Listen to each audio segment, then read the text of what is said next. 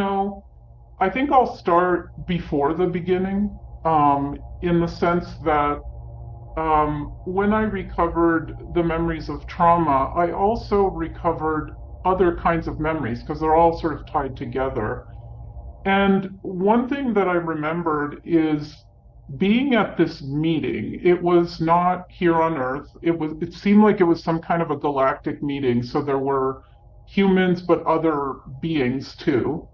And they were talking about Earth and the issues here. And I remember I scouted, like I came in a timeline and kind of took a peek, and it looked really like basically Armageddon. It looked, horrible here. And so then I was suddenly back at the meeting, and I said I'll go. I volunteer, and so did a bunch of others there. So, you know, that is a memory that had come to me. And when I was a little girl, I remembered not exactly that, but I remembered that I came here by choice, right? And at first, when I was really little, I thought maybe because I remember being about 2 or 3 and thinking, my God, what is this place? It's so dark and it's so dense. And, I was living in a very dark reality too.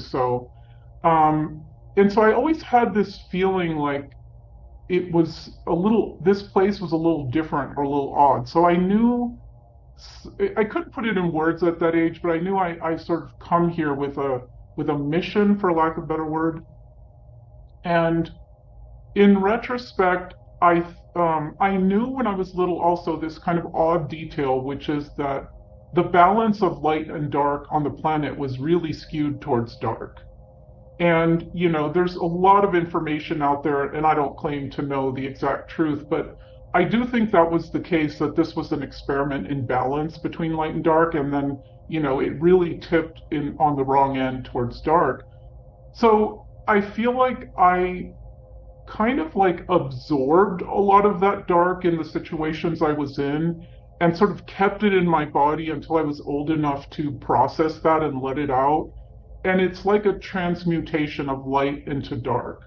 So I feel like that was one of the things that I did that was important. If we're full of trauma, we have the loop negative thinking, the hopelessness and despair thinking, and we might be drawn to addictions of some kind to numb that pain that wants to kind of come out. And then all of those, I mean, even Emma, every thought we have, this is something I think about every day. Every thought we have goes out into the world. We're all interconnected. It has a frequency, and so it adds to the outer collective consciousness. So we really want to be careful to be as, positive, and it doesn't mean to ignore what's negative. So we can look at something and go, oh God, this is happening. But then the attitude should be first, like, is it triggering me? Let me clean out what's in me that's related to this. And then secondly, what can I do? And then have like, so being angry at someone or saying negative things or judging or gossiping, that creates worse trauma in the field, and then it affects us anyway, right? So I just want to clarify, I chose to come, as many of us did, to be God's warrior. It's like if you enlist in it, you want to serve. That's why you come. So then these things happened, but my intent was to come and serve. So I just want to clarify that. I didn't want to be brutalized. Yeah.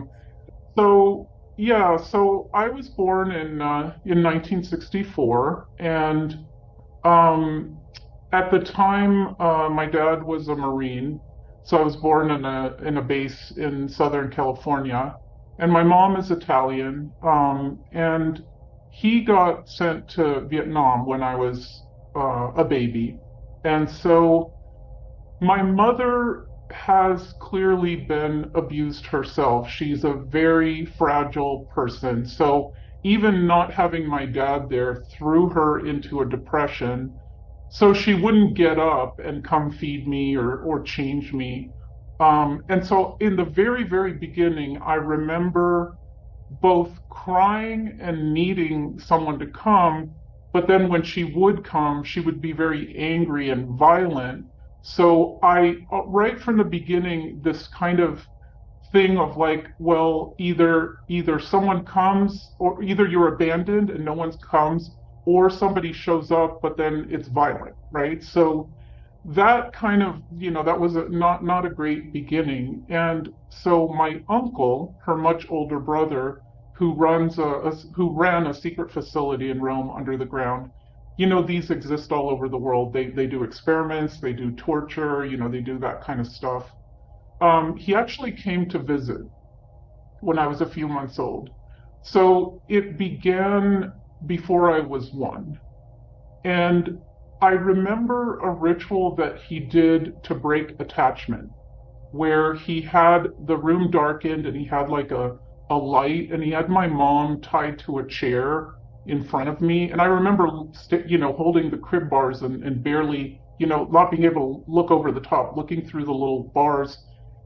And he used really loud noises like a gong sound and strobed the lights up on and off. And then he picked me up by my ankle and spun me around. So I since much later learned that that spinning technique is something that they use in MK Ultra. So it helps shatter the baby right away into fragments, and it puts in this, and even today, as you know, because we've talked about it, sometimes I get vertigo, and I think it's related to that thing that happened to me. In any case, so right from the beginning, he wanted to break the attachment bond, which was already fragile between me and my mom. And so sometimes in the countries I lived in, he would show up and do things. And then every Christmas break and every summer, my mom would take us to Rome, where he was and where the facility was. And then when I was 14 and my parents divorced, we moved there with my mom full time, just setting up like the kind of access that my uncle had to me. When my dad came back from the war, he joined the foreign service, became a diplomat. And we were living in Chile at the time. And this was right before my dad returned. My uncle then did another ritual that a memory that came back for me in a church. The church was empty. It was just my mom and her. At the time, her parents and siblings were living there because her father was also a diplomat. And so they were in the pews of the church, and I was about 2, and I was taken and put on the altar, and they had a metal cross that they heated up, and they laid it right here on my chest, so I can remember the smell of burning flesh and just the pain of the heat. And there was a priest there and my uncle, and they were kind of doing some kind of ritual. I'm not clear if it was like pledging me to Satan or what it was, but they mixed the, supposedly Christian thing with the Satanic. So they do these twisted things with that. And then I was put in a very small coffin, and they put the lid on, and they left me there overnight. And part of the ritual, again, was to show me that they owned me, not my mom, because they were there. I'm sure it was traumatic for them to have to be there and witness this, but of course they didn't do anything. They didn't say anything. So, it was just these layering in that I'm different. No one's going to help me. They have all the power and control. After that, we moved to Lesotho, which is a little tiny country inside. It's landlocked around the country of South Africa, but it's its own little country. And that period of 2 years was the one time in my life when my uncle didn't visit, or we didn't go to Italy, probably because it was just too far and rural there. And I had a nanny, a Basuto nanny, who was really, really good to me. So I had these 2 years from like 3 to 5 where it was okay besides my mom. So then my mom, I think, was, I don't know, programmed to do this or if she was acting out her own trauma, but she would do things like burn me with cigarettes or, try and like smother me with a pillow or just generally beat me or just tell me that, that I was bad, that kind of psychological stuff. But I had this counterbalance in my nanny. Her name was Loretta, and I still remember her vividly because it was the one time that I experienced this safe love, from somebody. And I remember the when my mom and dad said, "Well, we're going to move. We're going to go to the next country." And I was devastated at the idea of losing her. And she took me outside one evening. It was dark, and we could see the stars in the sky. And she had me lay on the ground and look up with her. She held my hand, and she said that I had to hang in there. And she said, look at the stars and tell me what you see. And I said, well, I said, oh, I see like a whole bunch of them shooting down to the planet. And she said, yes, she said, those are all the people like you who came here. And she said, you stay alive because later you're going to find all those people. Yeah. So I never forgot that. And it was one of the things that kept me going. And Emma, I have found those people. There's you, there's all the people that helped me with Unbroken, there's all the incredible people I've interviewed. I feel like, wow, that actually did come true, So, and the day that we left, it was this rinky-dink airport with one of those little tiny planes. And I remember clinging to her, and I told my mom, leave me here, you guys go. I want to stay with her. But that wasn't possible. So they ripped me out of her arms. And I just remember my last memory is looking out the little airplane window and seeing her getting smaller and smaller and smaller. It just, it broke my heart, but I'm grateful that I had that experience. You know, I don't know. I do believe it was at least two generations on my mom's side for sure. They were in World War II. They were in a concentration camp for a while. So there's these stories, but that family won't really talk about it. So it's full of holes. I could never get the right story. My dad's dad was an American Foreign Service officer, and my two grandfathers, the Italian and the American, were at the same time. My American grandfather was U.S. ambassador to Libya, and the Italian one was the general consul. So that's where my parents met. Now, the family is political, going on both sides generationally. So that is a factor. I believe I was programmed for politics. I have a photographic, audiographic memory. I speak 3 languages completely fluently and a few others kind of fluently.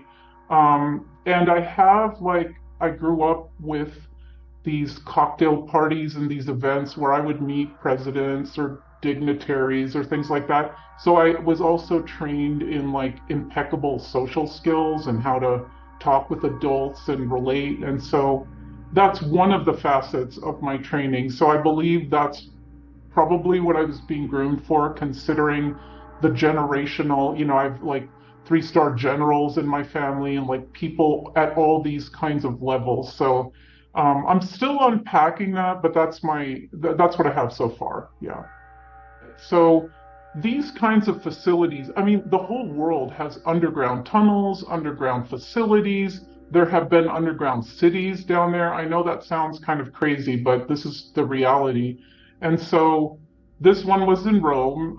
It was, you had to go down, down, down, and then it was huge. It was like a city block or two. It had everything in there. It had amazingly advanced technology that some of which I haven't even seen today. So, they have technology that they don't share with us, you know.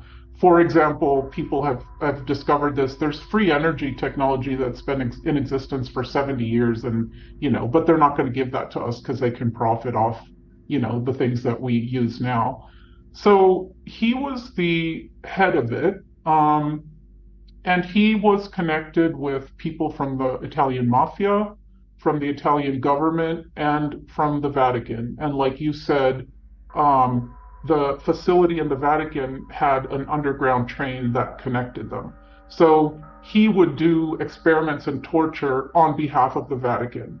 So yes, they were all, there's many different factions, but they're all run by the same people at the very tippy top of the pyramid, right? So they all work together in the background. Um, Even governments of countries, and this is something that I was privy to because of my background, the presidents of countries are really low on the totem pole. They have layers of masters above them that tell them what to do. So somebody's running countries and the globe as a stage, like as a chessboard. So they plan wars, they fund both sides, they have agenda. Okay, we're going to do a war here, so this and so that. And additionally, with war, it's a sacrifice to Lucifer because the hell and the carnage and the dead bodies. So they love to do this kind of stuff. And my uncle was no exception. The man was so cruel and brutal, and everyone was scared of him. So I remember he would take me into the facility, and if somebody displeased him, yet he wore a gun, he would take the gun out and just shoot them in the head. And then he'd snap his fingers and ask somebody to come clean it up.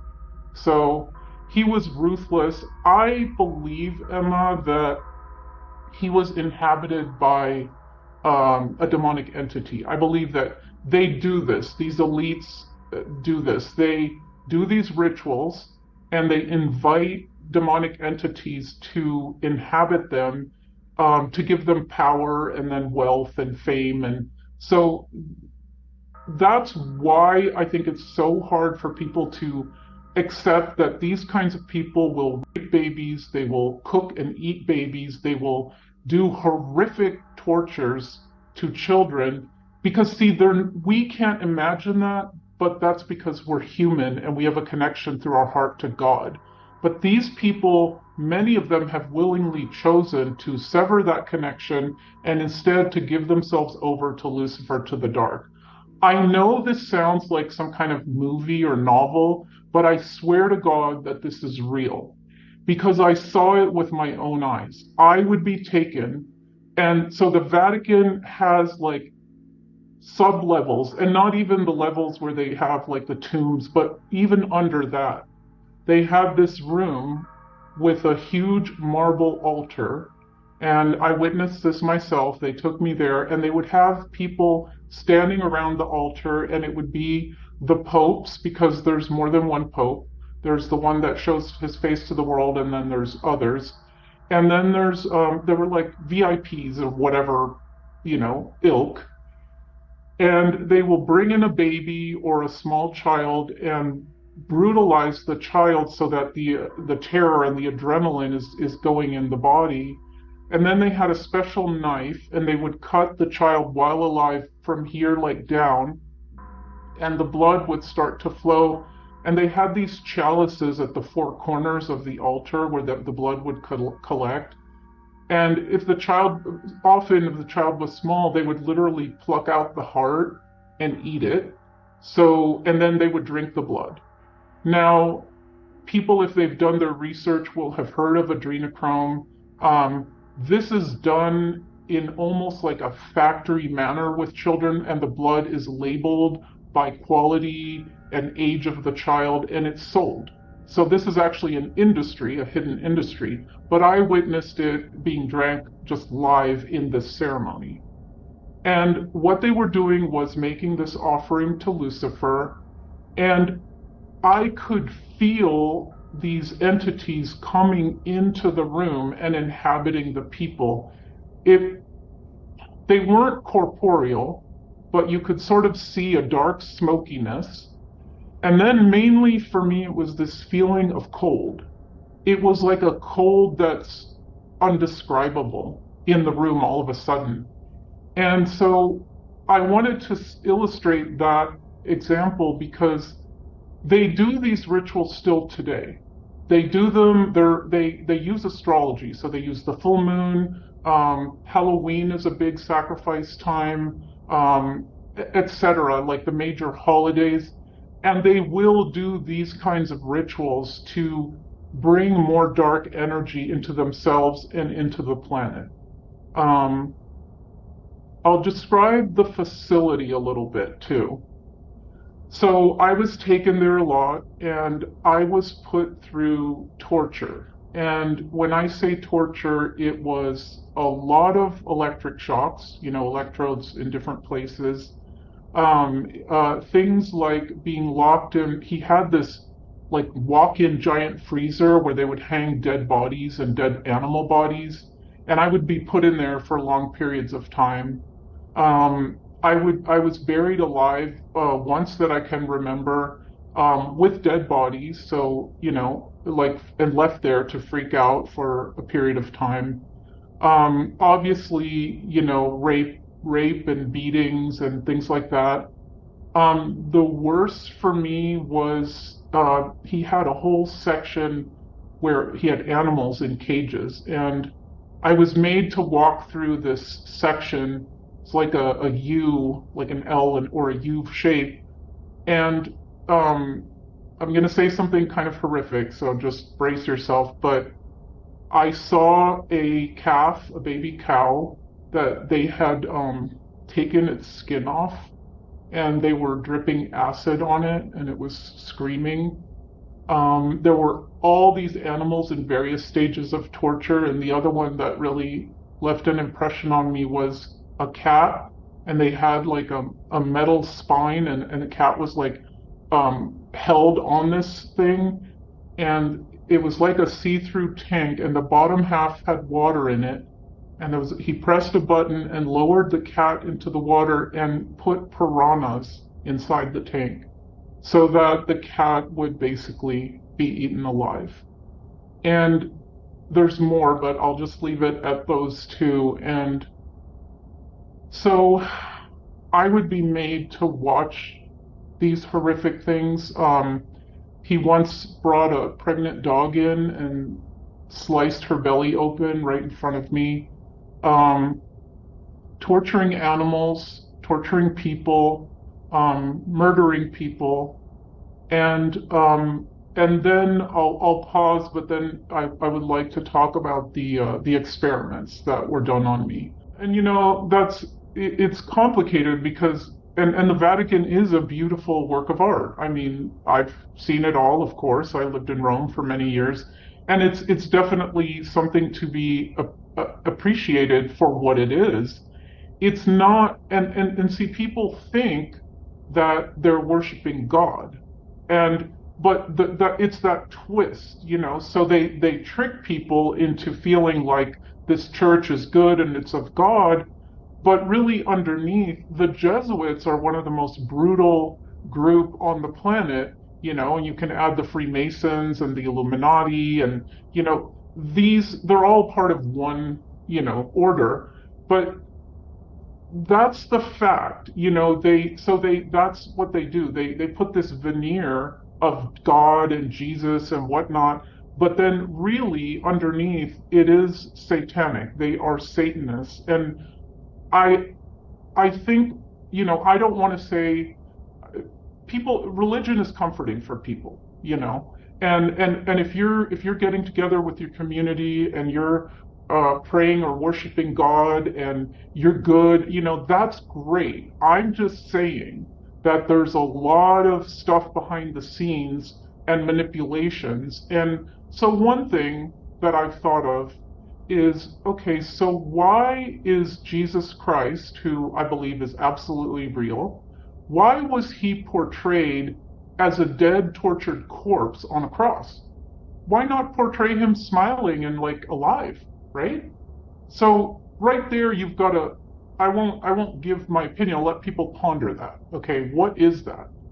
And then there's communion. And again, the idea of communing with God is a good thing. But you're eating the flesh and drinking the blood. That's what the Satanists do. Okay? They're cannibals and they're vampires. They drink blood all the time. They eat babies and flesh all the time. So there's an interesting twist there. And when people go through that rite, they're doing it for the right reasons. Okay? But energy, they harvest our energy. And I believe that's one way that they do that because we unwittingly think we're doing this positive thing, but they're then taking that energy, positive energy of ours, and using it and harvesting it, right? And along those lines, that's also why they target very young children and babies because those are the closest to God. If you've ever had a child or known a child, they're pure, they're angels, they're vulnerable, they're full of love and trust. They're actually how human beings are made to be before this world, twists and distort us with all the stuff that goes on.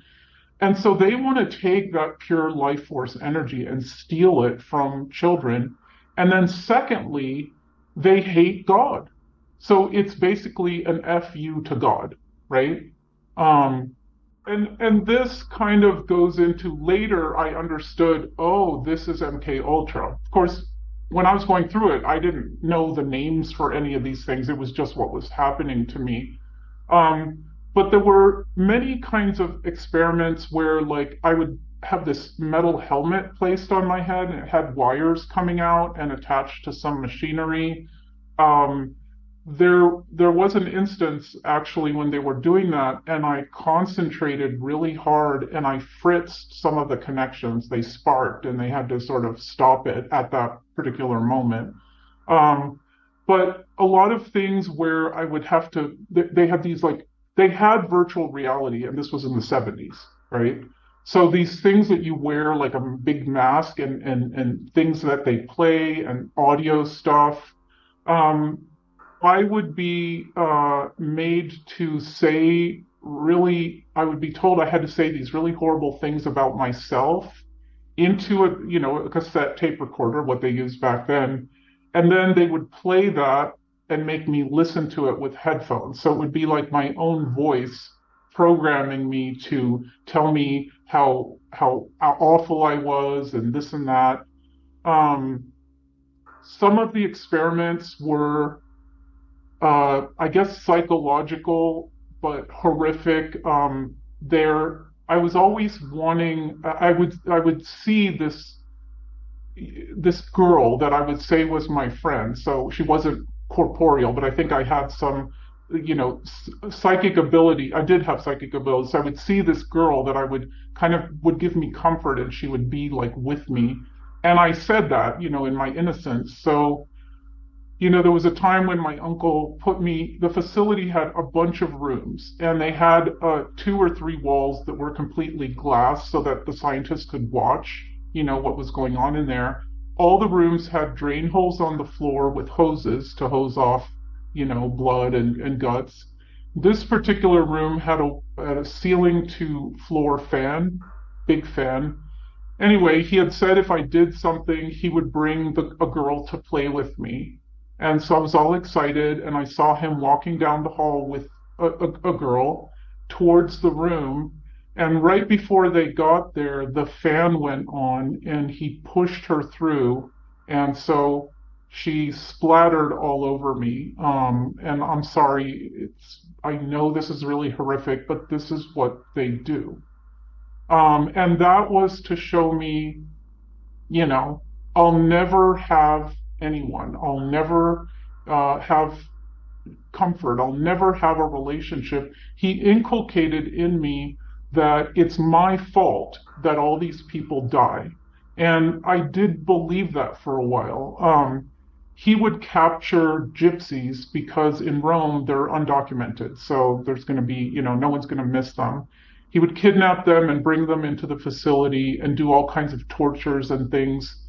And so there was another point where he had captured this woman who had two twin babies, And I was supposed to go through this long obstacle course and figure out how to get from here to the other side with the babies in my arms. And it's hard to describe. It's like a long rectangular room with windows. So the mother would be looking through the window, and I would be like have to go through a pit filled with cockroaches or like these things and climb things. And basically, he said, if you make it to the end with the two babies, then I'll give them back to the woman. So that was my motivation. I was like, I'm going to save these babies. Well, at the end, it opened into this huge aviary. I mean, stories high, and there were vultures there, in there. And of course, they had been not fed. So by the time I got to the end, exhausted, I could not prevent the vultures from getting the babies, and tearing them to pieces. So, yeah. So again, then he would tell me, well, it's your fault. You could have saved them, and you didn't. There would be experiments of impossible choices. So he had this bigger room, again, still with the drain hole, and just empty concrete room, and he brought in like 10 or 12 people. They're gypsies, and that one was a little girl with her mom, and the rest were adults. And he had a gun and a desk there, and he said to me, you either shoot one of them or I'm going to shoot all of them, right? So I said, no, I'm not going to kill anyone. And he said, he would pick up the gun and say, well, I'm going to start shooting him. And I said, no, I'll shoot one, And then I was going to shoot one person. He said, you have to shoot that one. And it was the mother. And I thought, no, So anyway, I thought, okay, I'm gonna do it because I want to save the other people. Again, this impossible choice. So I shot her, and then her daughter's face, and I couldn't bear it, so I shot the daughter too, just like for me it was an act of mercy.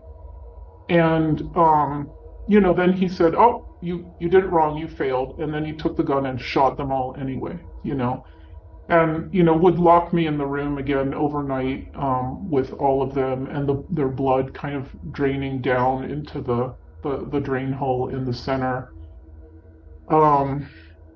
So things like this, they're experiments to break me, and he would tell me, I'm gonna make you just like me.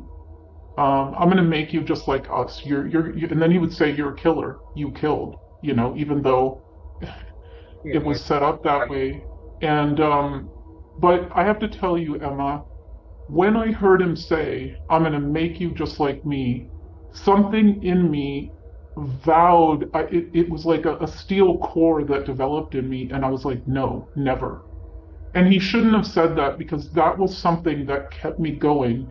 And I used everything that I had to stay alive and to get through that and to never turn to the dark. So he made a great mistake in telling me that. That actually became like this little core of me that was really, really strong and kept me going, because I said, no, I will never, He did it with me, but he sometimes had other children there.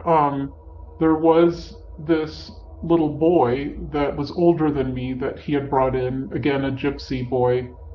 And we were in one of the rooms, and the guys were watching, and he gave the boy a gun, and he said, you either kill her or I'm gonna kill you. And I remember he was sobbing and crying, and I was like right there with him, and I said to him, it's okay, like, you can go ahead and shoot me, like, do whatever you need to do. And then he was saying, no, I can't do it. And so he refused. He threw the gun across the room, and then my uncle came in and asked for a knife and just sliced his neck open. But when he was dying, he was looking at me, and I was looking at him, and I understood in that moment that he had just graduated because he had made the right choice. He wasn't going to do that. So that was kind of, I tried to hang on to any kernel of hope that I could. And often in the facility with the people that he was killing or torturing, I would lock eyes with them and I would like connect with my heart just because I have this idea that I don't want them to die alone or thinking, so I would do my best to have little moments of connection within that horrific reality.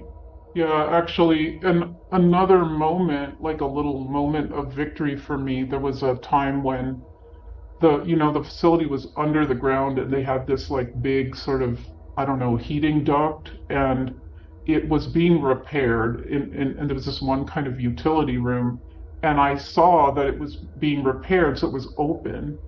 And he had just brought in some gypsies that he had kidnapped. There were 3 or 4 adults, and he walked away for a minute, and I saw my opportunity, so I said to them, "Come, run!" So I showed them the duct, and they went and climbed up it, and I was behind them, and we were able to get to there was like a white van parking lot up on the top, so it was very nondescript. And I knew because I'd been taken there so much that there was a part of the chain link fence that was dislodged from the bottom.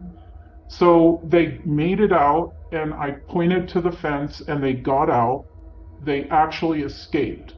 And then he was coming out from the front and running towards me, and then I turned and ran towards him because, there was no way for me to escape, right? So, but I felt so good that I had let 3 of them escape. And shortly after, he kidnapped this gypsy that was an older woman. She was kind of like a grandma, and I remember like her skirts and everything. And she was in the facility, and he sometimes, would do tortures where I would sit across a desk from someone. And she told me in a moment, she said, I heard about you. She said, you helped my people. And she told me that I was an angel. So that was another moment. And then that's actually when my uncle had me say the stuff in the tape recorder. He had her, and he was going to rip off her fingernails one by one if I didn't repeat what he said into the tape recorder. And she said to me, don't say it, don't say it. But I did, because I couldn't bear for her to suffer. And so that was a moment of connection. Of course, at the end, he shot her in the head right in front of me, because we had bonded, right? So, but I had opportunities and others, where in 1 minute or 5 minutes, I could form a bond because we were in this nightmare hell together, right?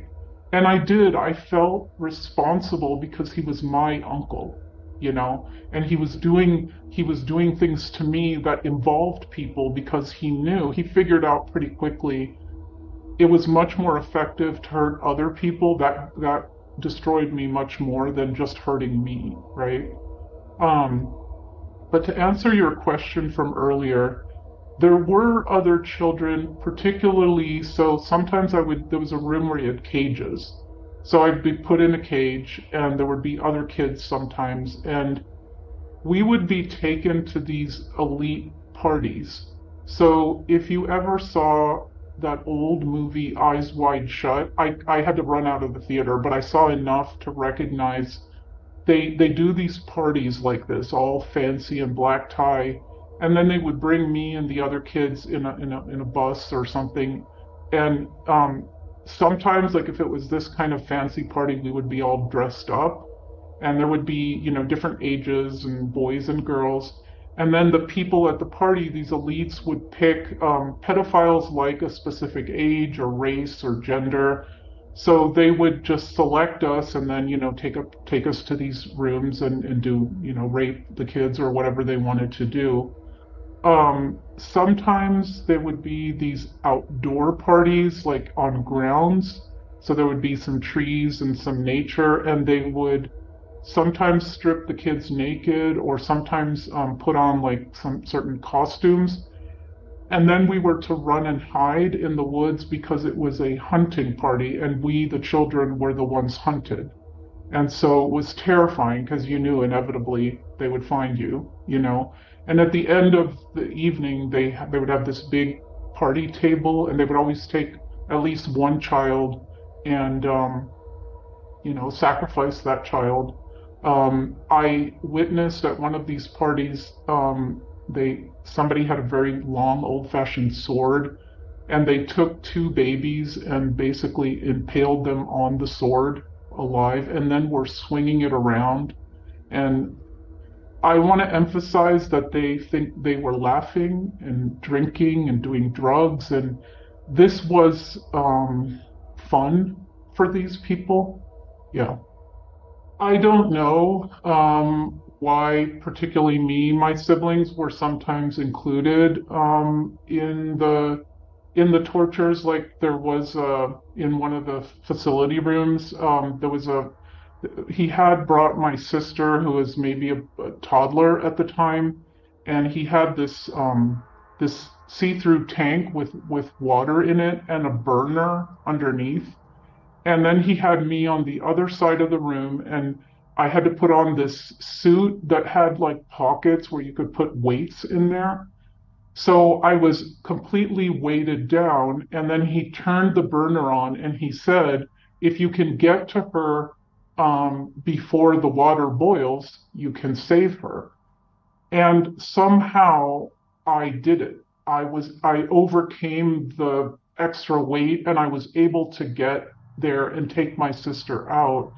And that might seem fantastic to people, but see, the human being can develop any level of endurance or skills if you have to. So I had to, and so I did, you know. I had self-healing ability in my childhood, so once he hammered and broke all my bones, and then they would study this, and I would be able to fix my body within a certain period of time. Poisoned, the air, the chemtrails, the water, the food, you name it. So our condition now is very ill and weak, which is where these people want us. But I believe everybody has this self-healing ability.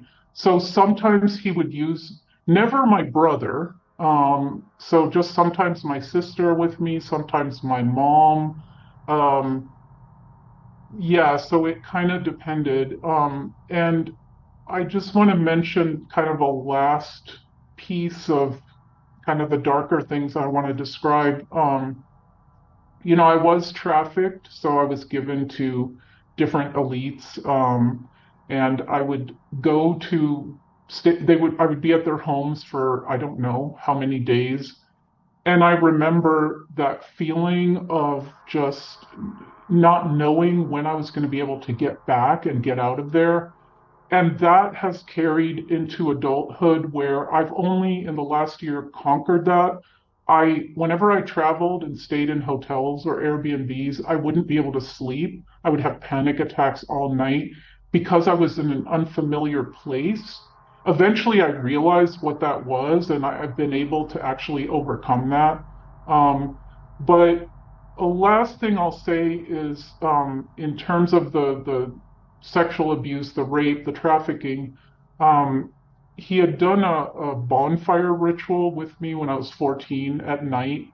And they brought in cages of animals in this huge fire, and I was laid on a blanket and drugged with a drug where I was fully conscious, but I couldn't move a muscle. I couldn't even talk. And then he had me basically gang raped by a whole lot of men, and every rape would coincide with an animal being thrown into the fire, so I would hear the screaming and smell the burning flesh. And out of this event and others, by the time I reached that age, I became impregnated a few times. And so my uncle, by the way, always had this guy that was just called the doctor with him. And I would be drugged, and he was part of the experiments too. And they would wait till I was almost at term and then do a ritualized abortion. And so one of them was at the doctor's home. He had a courtyard and he had some fig trees. And so I was nailed to the fig tree Jesus style, and electrodes were on my breasts and my genitals, and I was pretty pregnant. And then my family was made to be eating, it was Easter. My family was made to be eating lunch at an outside table. So again, that kind of like the church, kind of like, and I was there for a while and I was just sweating. I couldn't move because the nails were ripping into my hands. And then they took me down and took me into the bathroom and put me in a tub of ice water and handcuffed me to both. They had the two faucets, handcuffed me, and the doctor gave me an injection. And then a little bit later, and they left, and then I felt this pain and saw blood in the water, and this tiny baby float up. And I was able to free this hand and scoop it out of the water, just like made eye contact, for a few seconds before he died. And so that's kind of, there's many, many more things, but I just wanted to share that one because these people, they have young girls, young women, and they're captive. They're kept underground their whole lives, and they're used as breeders.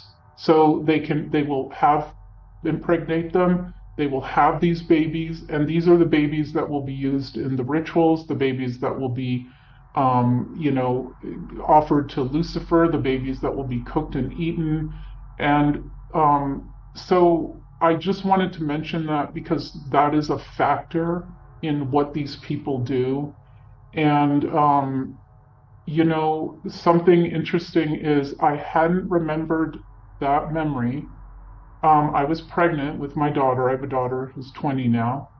And when I went to give birth, it was like 26 hours, and I was pushing for 4 hours, and she wouldn't come out, and there was no reason.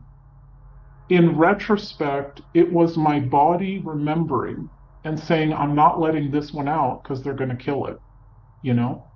And so I ended up having to have a cesarean. And then, I was in the hospital room and I remember the nurses trying to convince me to put her in that little seat, plastic bassinet on wheels. And I was like, no, I had to have her on my body. And then they took her to do I don't know, whatever they do, the washing and the like stuff.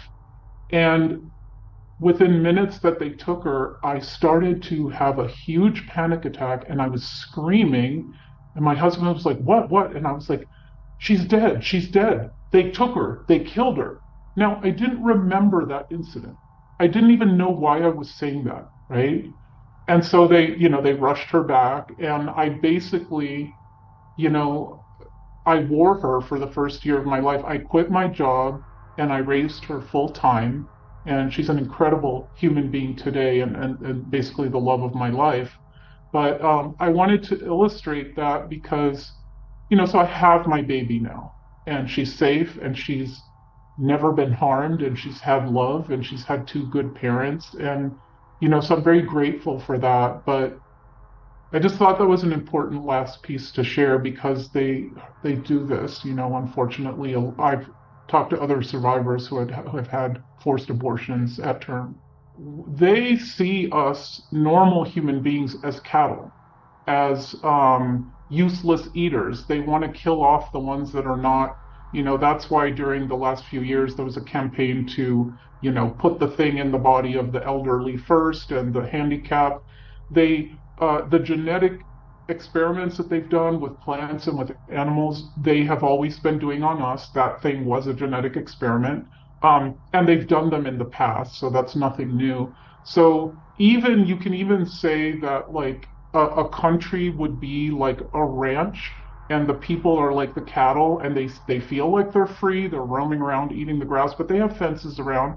And yeah, they're being fed and taken care of because they serve a purpose, right?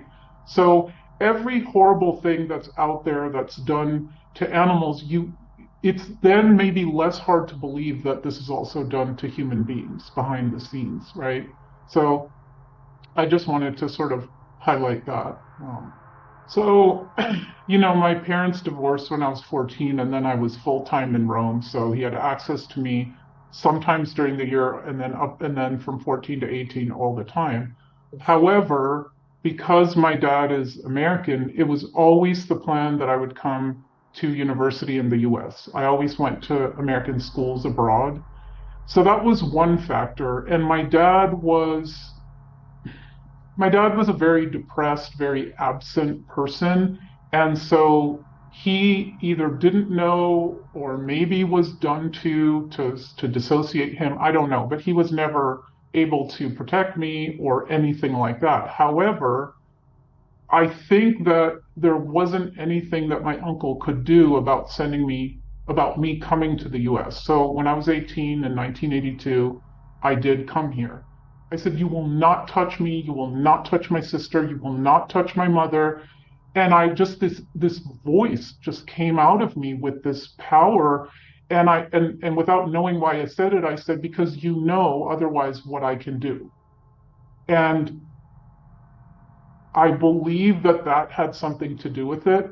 It was like I was able to step into some other part of myself, and I drew a line. And see, there are some universal laws which the dark kind of doesn't obey a lot of them, but they do need our consent to do these satanic things. And not saying no is implied consent. So when the human population, like when they did the satanic ritual called COVID-19, most people complied and therefore they could do it. If people say no, that is revoking consent is our power, right? So I think in that moment, I revoked my consent. I just said no more.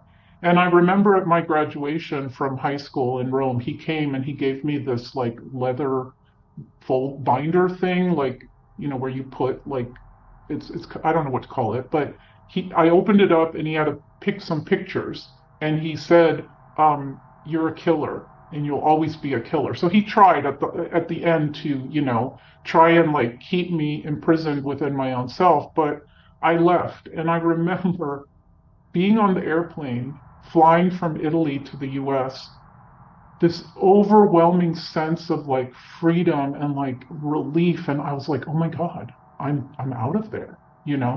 So I came to the US, I went to college, and I studied psychology, which obvious reasons, right? Um, and my first job was at a psychiatric hospital, and I worked on a unit with really psychotic and schizophrenic patients. And I became the one that they would call to soothe agitated patients. They had these big burly guys, that if they needed to subdue people.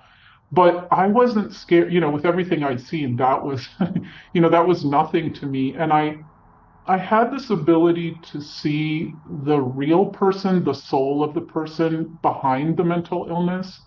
And I actually loved that job. And so that began my healing because I finally could do something. I had seen my uncle do all these horrors to people and I was helpless.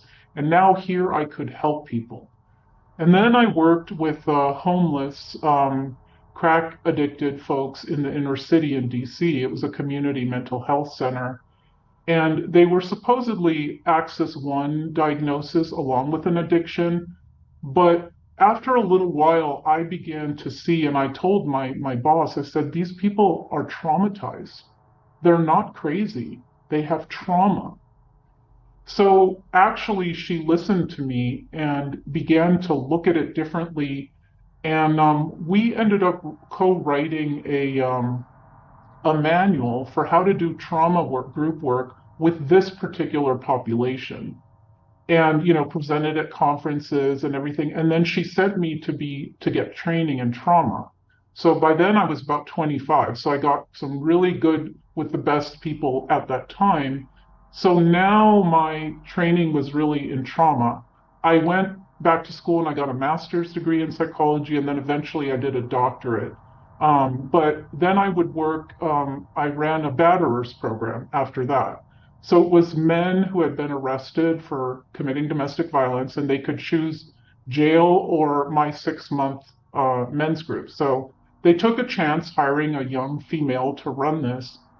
It ended up being amazing because I had had scary men in my life, and suddenly I was working with what are labeled scary men, but I began to understand that these guys had gone through so much trauma themselves, and masculinity is its own prison in society, and they had been abused and couldn't really ever talk about it. And so it was a combination of that and then me teaching them all kinds of skills and things. And eventually, by the end of the 6 months, all the guys wanted to keep going in the group. They begged me, and I was like, I can't, I have to do another group, but you guys can continue together. And they would tell me that the environment with those other guys was the deepest intimacy that they had ever experienced. And in group one, they were all, I said, we're going to go around and you're going to say the incident that got you arrested or any other domestic violence incident that you did. And they would say, oh no, she made me do it. And I would say, look, we have to break through the denial. It's just like addictions. That's the first symptom. You're gonna do that, or I'll call your probation officer and you'll go back. So I had to be a little strict in the beginning, but as we went along, it really shifted, and I had their wives and girlfriends bringing me flowers and cakes, and I loved doing that. I loved it, and I learned that both men and women were all abused by these people societally. We all come from some kind of trauma. And again, being able to help men who had scared me before heal and transform was a huge part of my healing.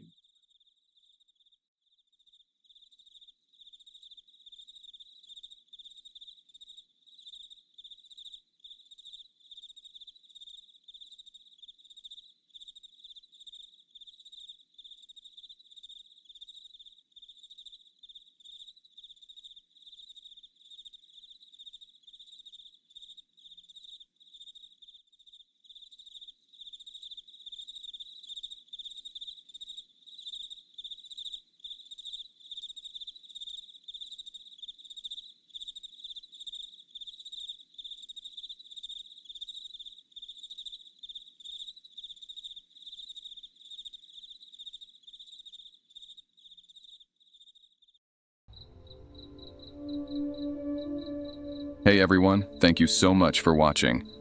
Stay safe, and I'll see you in our next video.